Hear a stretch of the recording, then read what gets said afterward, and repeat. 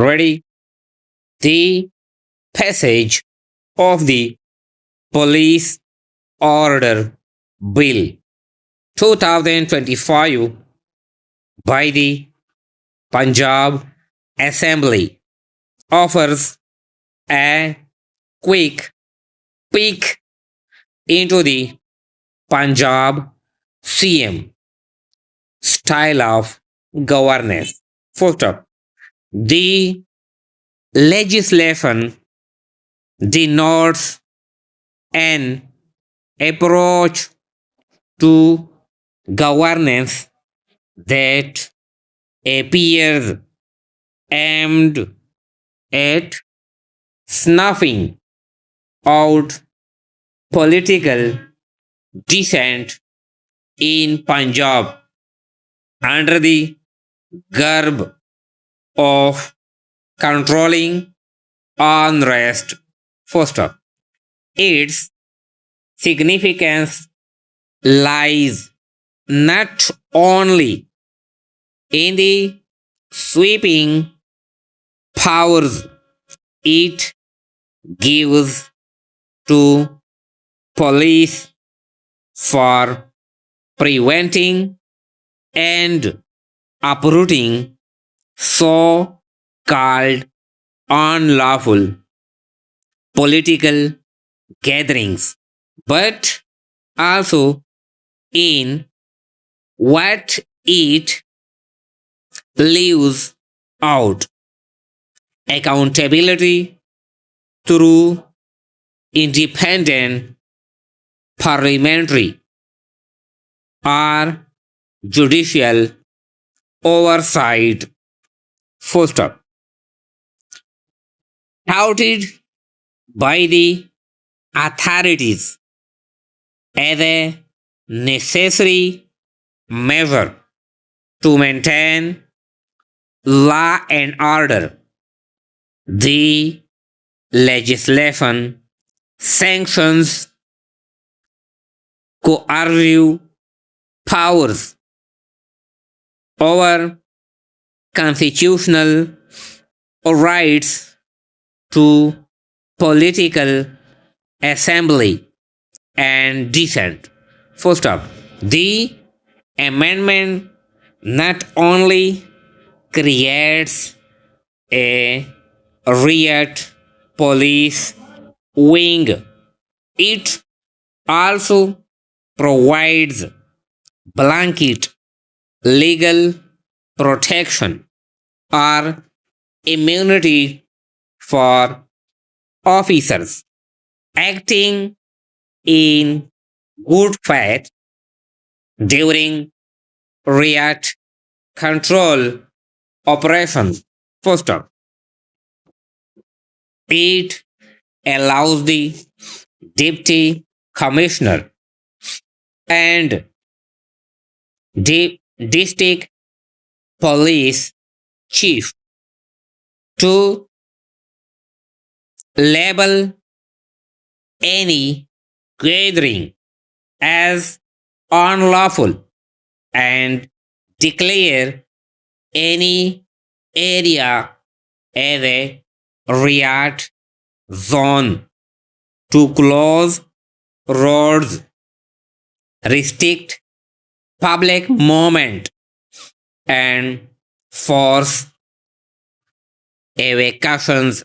First up, it is rightly feared that such unchecked discretion in the hands of a few individuals without any clarity on how unlawful gatherings will be defined or good faith assessed is highly prone to selective applications against opposition or dissenting groups, given the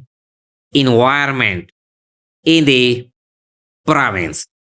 First up, that the amendments also introduces harsh penalties, including prison terms, heavy fines, and non-bailable charges for participants of such gatherings gives further credence to concerns over potential misuse of discretionary powers to suppress political opposition.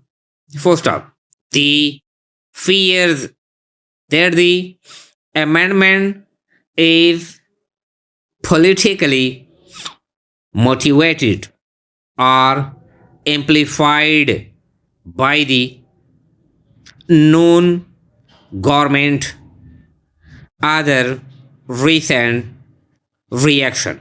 First up, for example, the crime control department with sweeping powers to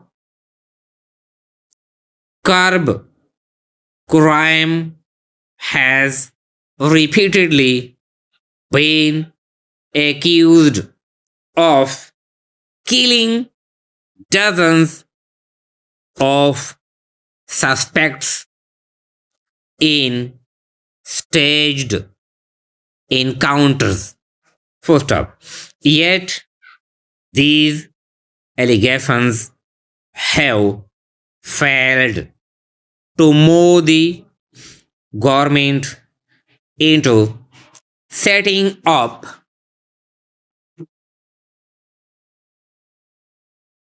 judicial probes or departmental inquiries. First up, effective policing should not be equated with unrestrained powers for police. First up, it is about credible investigation and independent oversight over police actions and conduct. First up, the opposition has not dubbed the amended police law for no reason. First off, this points to a deeper anxiety that the ruling party is trampling constitutional guarantees and democratic norms to suppress political dissent under the pretext of controlling crime. First,